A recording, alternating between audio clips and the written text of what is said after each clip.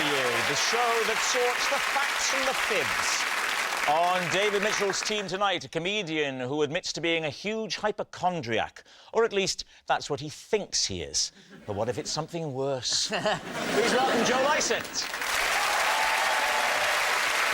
And a guest who called his first tour, Who is Nish Kumar? And his second tour, Nish Kumar is a comedian. Please welcome... He spoilt the introduction, hasn't he? It's Nish Kumar.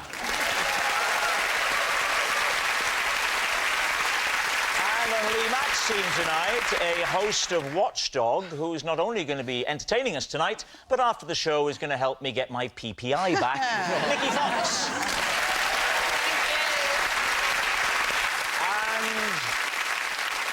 I'm not saying he's posh, but he describes the royal family as new money. It's Miles Jupp.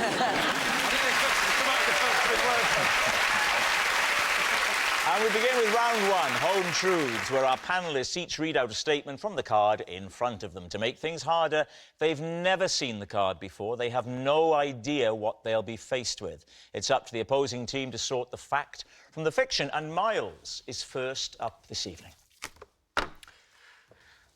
Whilst on holiday in South Africa, I had a 2-minute conversation with what I thought was my wife, only to discover that a small hippo had wandered into the bedroom. David's team, what do you make of that? Miles, describe your wife to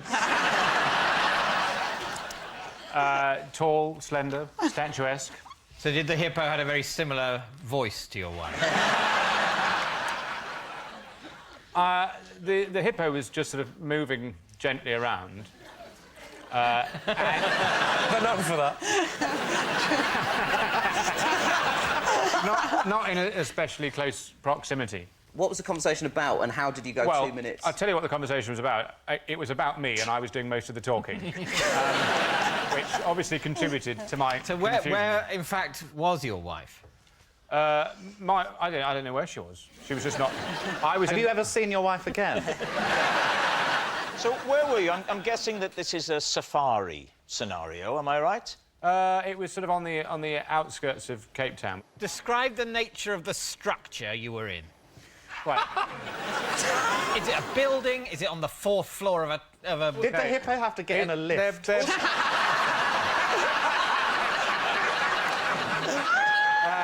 OK, well, it's mainly bungalows. The resort is a collection of sort of bungalow buildings, largely A-frame wooden buildings with a kind of thatch roof. Why were the doors so big a hippo could get in? Well, it's a small hippo, isn't it? How small is a small hippo? Like a George from Rainbow, or...? That yay big. So the hippo was only that big? Yeah. It's about the size of a Labrador. Well, let's be clear. Is that its width or its length? That is its width, as viewed from behind, and I suspect from the front. This is worse. Your wife's like the back end of a hippo. This A-frame bungalow has how many rooms in it?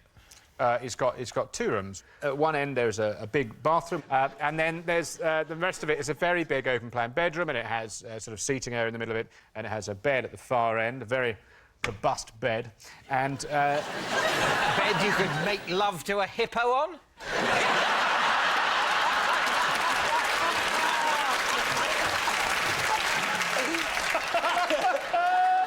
That is speculation, but I wouldn't bet against it. OK, we're in the bungalow, OK? I'm in the ensuite end. Yes. OK. And I'd been shaving and then, you know, shouting over my shoulder. And I realised after a while, I'm not getting a lot back here. And I turned round and I saw that I had not been moaning about my career to my wife, but to a baby hippo. How long was this baby hippo? Well, I only saw it from the back, but I imagine, statistically, it'd be, what, probably 3 times as long as it was wide? OK. So broadly, so it was a sort of as long as this desk? Nobody measures or animals by width. Well, you do. I saw a massive snake, it was this big.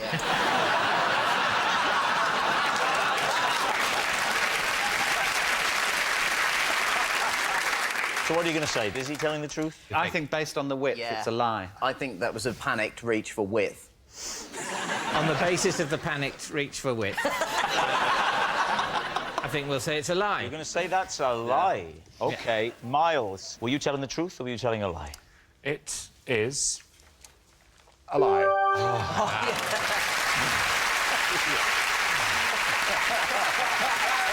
Yes, it's a lie. Miles didn't mistake his wife for a hippo whilst on holiday. Joe, you're next. I also went to the same resort and skinned a cheetah. I am wearing it tonight.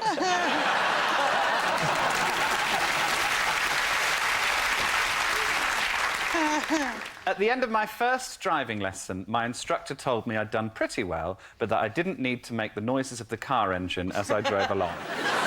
Please, team. OK, so what kind of noises would you make? I find it very sort of reassuring to make noises in the car because I find it quite stressful driving. So on the first lesson, this is when it started, and I'd just go. You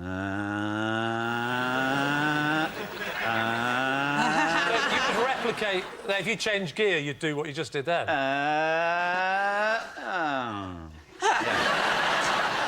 What's the reversing around a corner backwards noise? I need to just get into the character, into the position. I go, And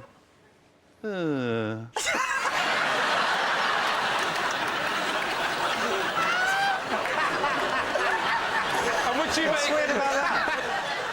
Would you make all the noises? Would you do indicators, for example? No, let's not be silly. Just to get to the nitty-gritty. Yes. Name of driving instructor, because I remember mine, Norman, and we ate Percy pigs. I don't actually... Do you know what? I don't... Because I had two, because the first one was a friend of my dad's, and he kept shouting, "Don't panic." It wasn't Clive Dunn, was it? I don't know that reference. Who's Clive Dunn? Clive Dunn played... Holy... Clive Dunn played You've Corporal just Jones fallen in into the Dad's generation Army. gap. This audience actually oohed the fact that Joe didn't know who Clive... They were like, oh, you piece Well, of you're saying it work. oohed. Perhaps they were accelerating.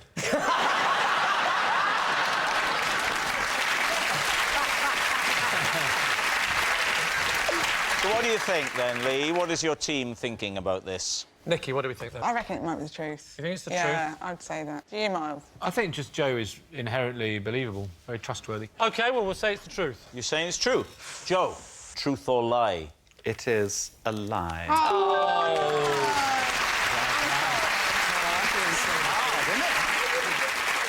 So, our next round is called This Is My, where we bring on a mystery guest who has a close connection to one of our panellists. Now, this week, each of David's team will claim it's them that has the genuine connection to the guest, and it's up to Lee's team to spot who's telling the truth. So please welcome this week's special guest, Amy.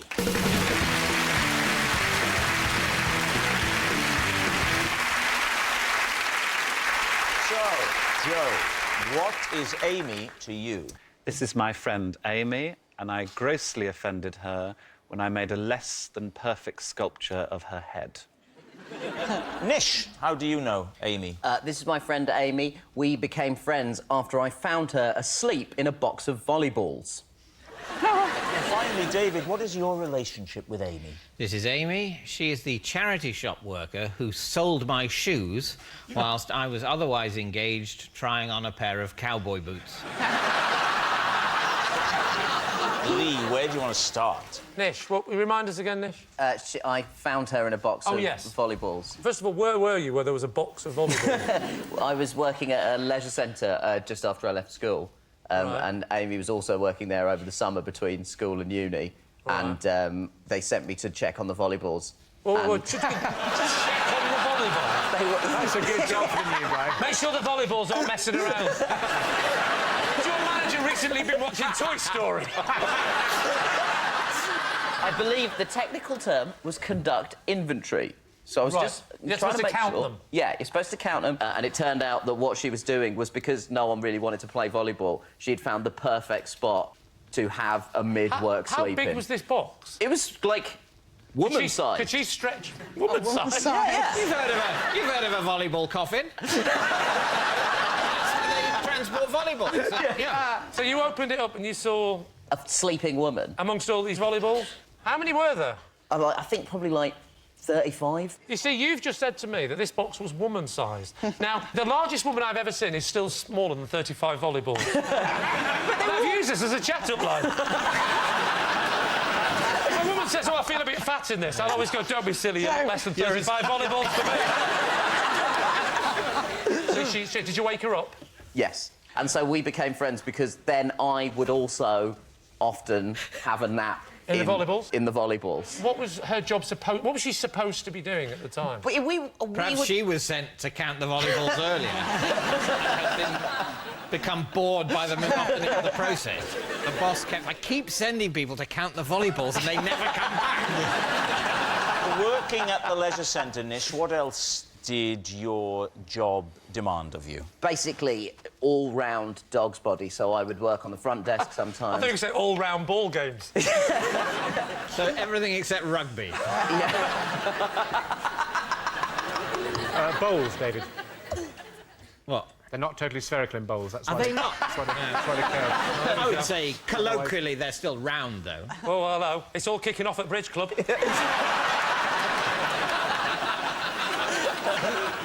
All right. Okay. Who else would you like to quiz? OK, Joe, what situation were you in where you were sculpting her head? I have an office in Birmingham where I live. That'll do. So, yeah, I totally believe it. I mean, that makes it... You can answer any question you like, I don't mind. You have an office in Birmingham? Yeah. But Right. why? Why? Just to write jokes and be creative in. So, you went to this office to write jokes... Yeah. ...and said to your friend, would you like to come along, sit in the corner, and I'll sculpt your head? I've been looking for a use for all that clay I keep in my office. Had you just been watching a Lionel Richie video? Hello? So, did you know how to do this? No. But, yeah, I thought practice makes perfect, so I called Amy and... How long did you spend doing it? Maybe an hour or so. Weren't you tempted to just make it really soft, get her face, push it into it, then do the back of her head, and then go, well, at least I've got a mould. You said she was offended by this sculpture. Yes, she was offended. What did you end up with? It didn't look like her. What did it look like? It looked more like Ainsley Harriott. OK. Now, what about David? I'm looking forward to this. What was it you claimed, David? That Amy is the charity shop worker. That's right. Oh, yes. Who sold my shoes Yes. whilst I was otherwise engaged trying on a pair of cowboy boots. Can you talk us through the incident, please? Well, I was in the charity shop. Which charity shop? It was a Marie Curie charity shop near where I live. OK. So I'm setting the scene before this. You're at home, you're thinking, it's about time I got myself some cowboy boots. I'm not willing to commit to a new pair in case I go off the idea. Just on the very slightest off chance that they don't turn out to suit me and my personality. Cowboy boots, I'll be honest with you, don't particularly appeal to me aesthetically. Wow. That surprises I don't think me. they go with what I like to call my style. Right. Well, how would you describe that style, David? I think my style is indescribable. Oh, no, I could describe it. I think it's best left undescribed. OK. I wasn't sitting at home plotting the purchase of some cowboy boots. No. I was pottering around near my house, and I saw the Marie Curie shop, and I saw in the window what looked like a nice selection of second-hand novels. Right. And I went in, and it wasn't a nice selection of second-hand novels. It was all Ken Follett crap. But I did notice the array of shoes, and I tend to take my shoes off at home and maybe wear slippers or socks. I don't want this to get too sexy. And so... I need my inhaler.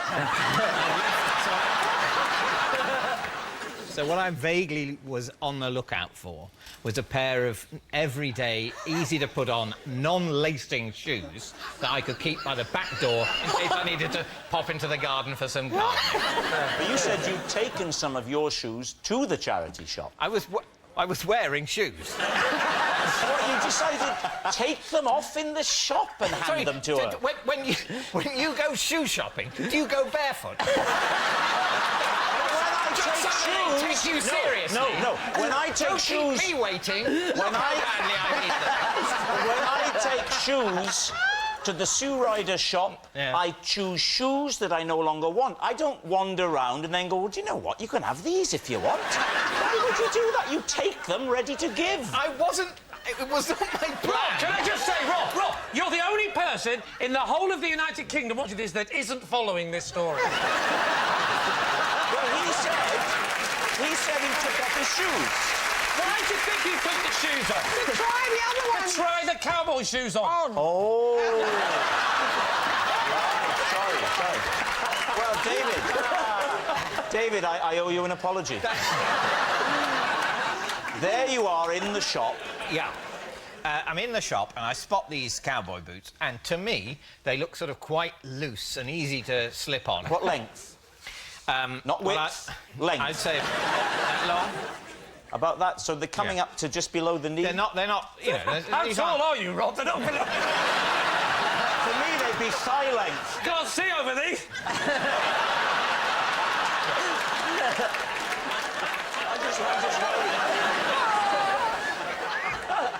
I would say they're, for a cowboy, they're shortish. But Leather they're not, or suede? But they're not ankle boots. Leather or suede? Leather. And with a sort of bit of...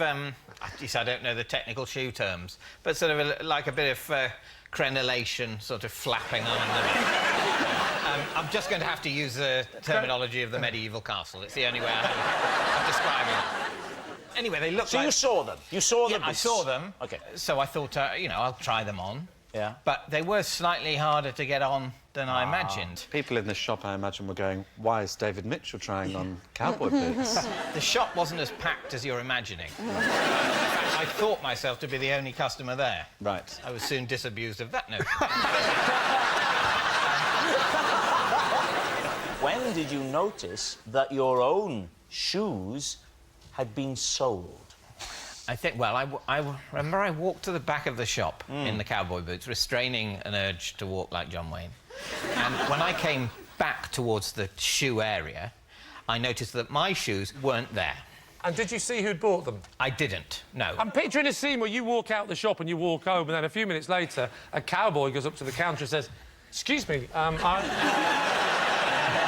was just trying on a pair of..." And then behind him a clown, and then a sailor. And this just goes on all day, round and round. Yeah. David, I don't know you. I've just got to know you today, and I admire you very much.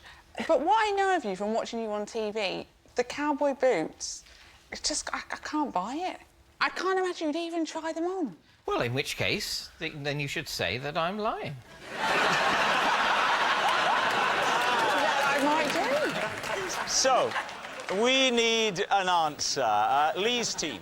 Is Amy Joe's miffed model, Nish's sleepy sidekick, or David's sneaky shoe seller? I'm more inclined to believe Nish myself. You believe Nish? Yeah. Because? Because, I don't know, I just think Amy and Nish look like they could be really good mates. Miles, you think? Well, I was looking at her very closely while Joe was talking about sculpting her. She looked quite icy about the whole thing. Wow. And, of course, she was very offended in the story, but during David's story, she looked, I mean, understandably baffled. I think it might be Joe, actually. What do you think? Well, I'm beginning to think. I mean, it doesn't even matter what I think. I mean, your own...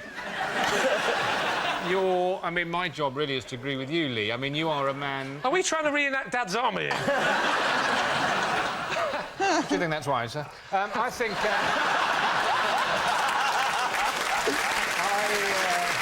I think Nish is telling the truth. You think Nish is telling the truth? You think Nish is telling the truth? Yeah. Right, in that case, I'll go with what my team say.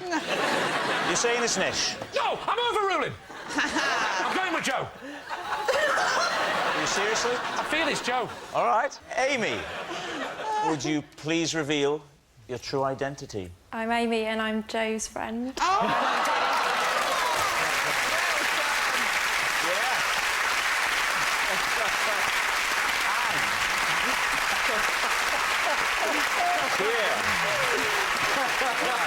This is the sculpture that Joe...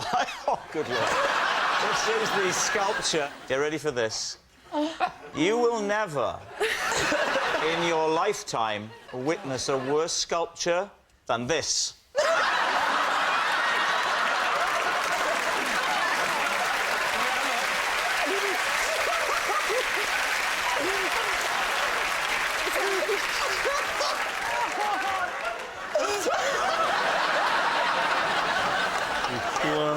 Poor woman. Yes, Amy is Joe's miffed model. Thank you very much, Amy. Thank you.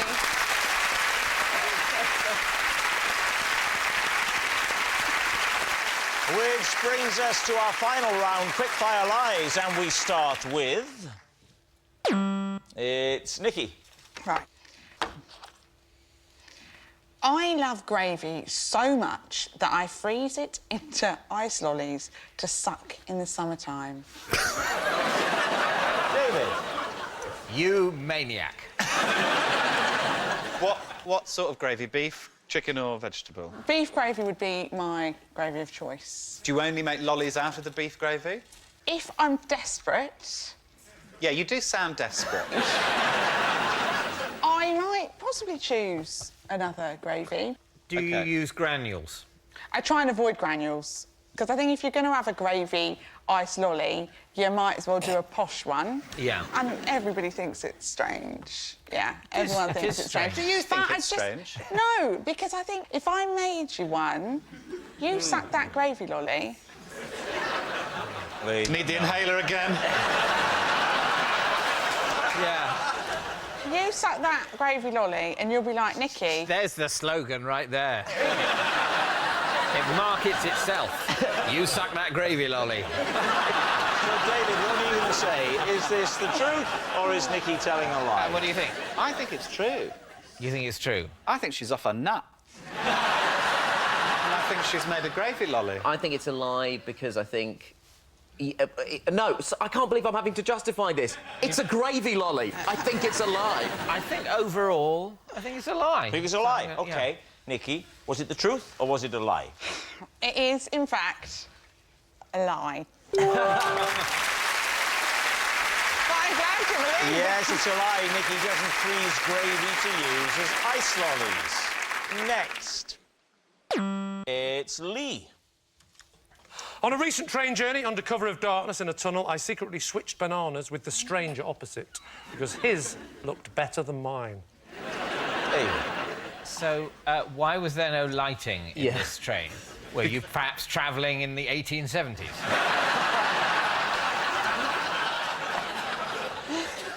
Because it was daytime, and in daytime, they don't turn the lights on in a train. What? So they were unaware of the tunnels on their route. The tunnel was so brief and so quick, they didn't bother. So it was a very brief, so it's basically like an extended bridge. It was a shortcut. So it was a very quick tunnel, but Very quick nevertheless tunnel. you had I would to swap say bananas. no more than 5 seconds. Can you demonstrate how you did it? Yeah. I had my banana, and I was looking at it thinking, you know, when yours is just a bit... It's not... I like them really yellow. I don't like that bit where they're just starting to go a little bit black. Yeah. You know what I mean? Just a little bit. But it was close enough where I thought, given an opportunity, I reckon I could swap that banana, because he was reading his paper. But he's not concentrating on that banana. He hasn't fully engaged with the colour. So he was reading his paper. Yeah. So he's holding a newspaper with 2 hands, and then in one of the hands he also had a banana. No, it was on the table in front of... Have you been on a train recently? The point is, he wasn't holding the banana. I'm not that bold. No, fine. I'm not that bold. That would have been awkward in the darkness. Hey, what's going on? What's going on? Hey, what's going on? And then the lights come on and I go... Mine was sitting on the table, his was sitting on the table. OK, and you saw the 2 bananas. Yours has gone a bit manky. His is pristine. Just fractional. Just on the turn. Just enough that I could get away with swapping it. Yeah, so it's plausible that he might think, oh, I thought this banana was fresher than this. But it was like a film. It's been 14 seconds later. Maybe it's just turned. Did you have any reading materials, or were you just sat... Don't mock me, you know I can't read. I was simply entertaining myself, as ever, with my Etch-a-Sketch. And I remember thinking...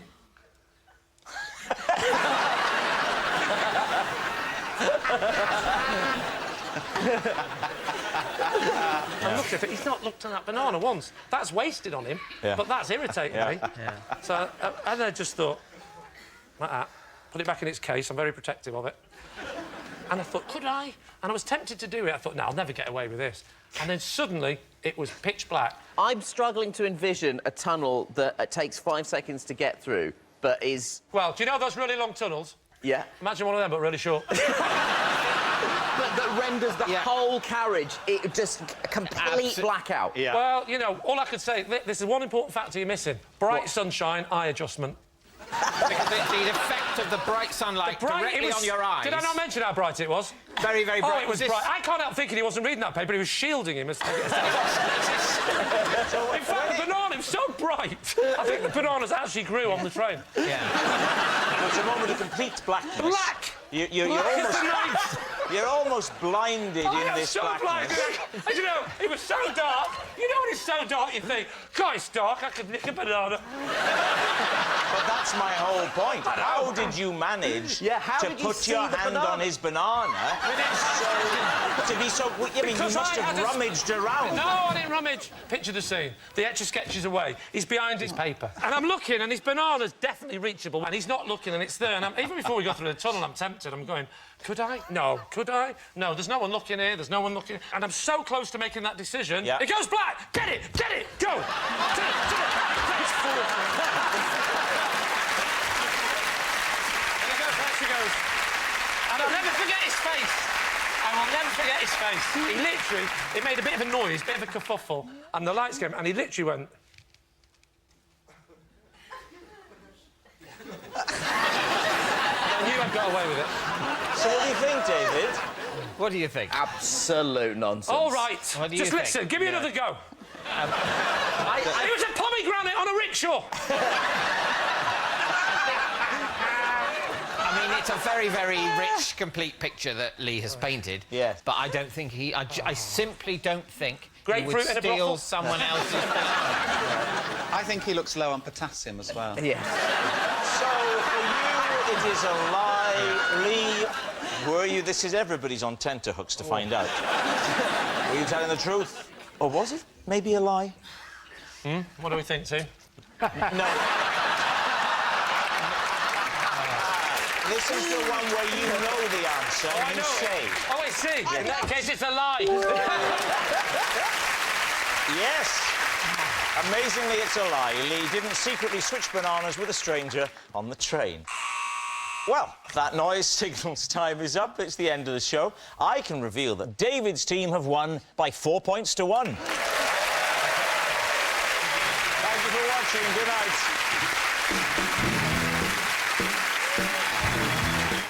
Celebrating 50 years of Just a Minute, Paul Merton interviews Nicholas Parsons. Just go to the Radio 4 website. Next, though, meeting the people of real America who've changed the shape of the country. Miriam Margolyes on a big adventure.